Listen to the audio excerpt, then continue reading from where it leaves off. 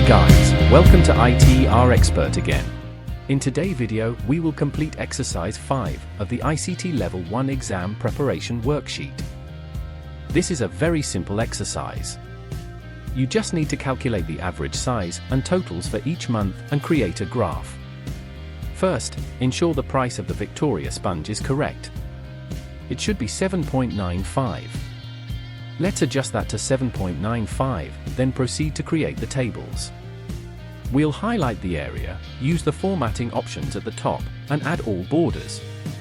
Next, we'll adjust the column sizes, setting them from B to column I, and make the necessary formatting adjustments. Everything will be in currency, so we'll use the accounting format to align the data on the right side. We'll calculate the totals, and to distinguish the top row, we'll use a different color, like gray. Now, let's start the formula for the average using the formula average from the AutoSum shortcut. Select the range, press enter and drag down to apply to the whole column. For the total sales, we'll use the sum function, select the month's data and press enter.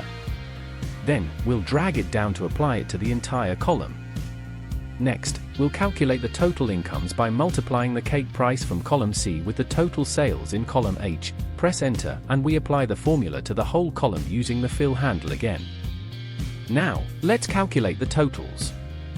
We'll use the sum function from the AutoSum shortcut, select the cell in column D and press enter.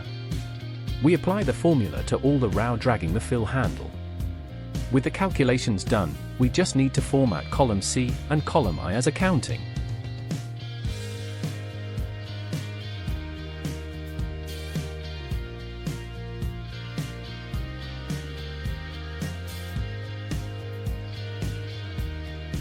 Now we can create a chart to show the sales data by month. We'll select column B, press the Control button, and select the 3 columns showing the monthly data. Press F11 to create the graph. We can switch to a line chart to see the trend for each item, adding data labels on the left. Sometimes a line chart can be too confusing, so a bar graph might be a better option in this case.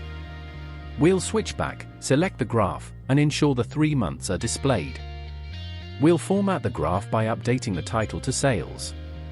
Let's make the graph more readable by adjusting the axis labels to size 12. We'll make sure everything is clear and easy to understand, showing the trends for January, February, and March. Now, we'll change the graph name and move after E5 and finish the exercise by playing with the formatting.